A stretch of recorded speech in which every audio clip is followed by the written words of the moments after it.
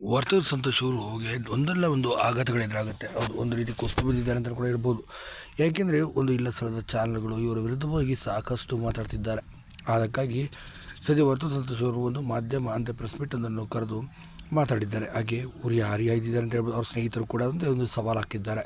ನೀನು ಇಷ್ಟೆಲ್ಲ ಮಾತಾಡ್ತೀರ, ನನ್ನ ವಿರುದ್ಧವಾಗಿ ನನ್ನ ಬಗ್ಗೆ ಇಲ್ಲ ಸ್ಥಳದ ಅಪಪ್ರಚಾರ ಮಾಡ್ತೀರ ಅಂದರೆ ತಾಕತ್ತಿದ್ರೆ ನಮ್ಮ ಮುಂದೆ ಬಂದು ನಿಲ್ಲಿ ಅಂತಲೂ ಕೂಡ ಸವಾಲು ಹಾಕಿಸ್ತಿದ್ದಾರೆ.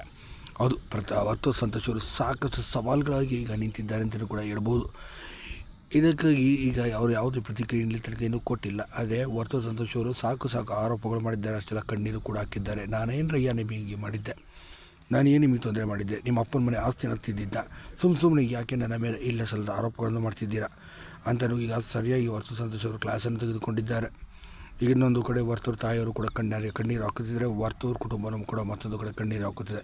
ವರ್ತೂರು ಅವರ ವೈಯಕ್ತಿಕ ಬದುಕನ್ನು ತೆಗೆದುಕೊಂಡು ಕೆಲ ಕಿಡಿಗೇಡಿಗಳು ಇವರ ವಿರುದ್ಧವಾಗಿ ಎಂದು ಮಾತಾಡ್ತಿದ್ದಾರೆ ಅಂತಲೇ ಕೂಡ ಹೇಳ್ಬೋದು.